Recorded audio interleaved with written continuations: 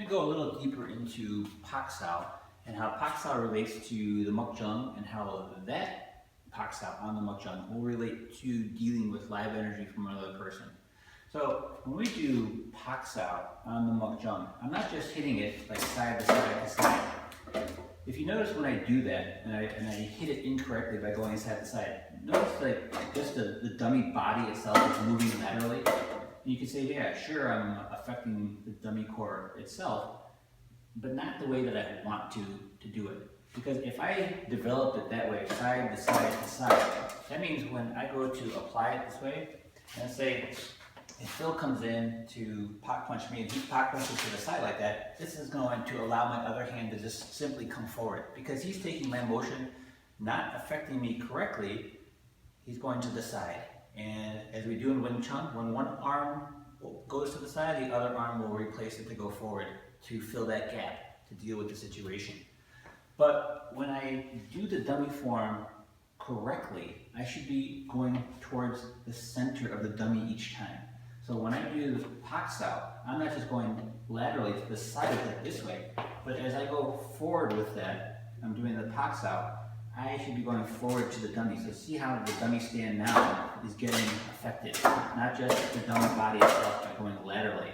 I'm going forward with that each time. I'm going forward to affect the whole core of the dummy as I do the Paksao. So how does that relate to dealing with the live energy of another person? Well, if Phil holds his guard up, okay, and there's the proper connection, as you can see, of the dummy arm to the dummy body to ultimately the dummy stand. All right, there's that connection if I go forward with it, or if I pull it. Now, let's say hypothetically, before I go with Phil, if I take the pin out with this dummy arm, and I were to pull on that, you see, obviously there's no connection of the arm to the body. And that's the same thing when you're dealing with the live energy. When I'm here, and if Phil has the correct energy, then if I were to Paksao him this way here, see, his whole body is affected to that. Now, if his arm is too loose, for example, and he's too light with that, and I go forward to Pak, now just his arm is moving, and the body isn't directly affected. So why is all of this concepts and development application so important? Because when I go to deal with somebody in a live situation, that connection to the other person is what's going to allow me to flow from motion to motion to motion to always block and attack at the same time.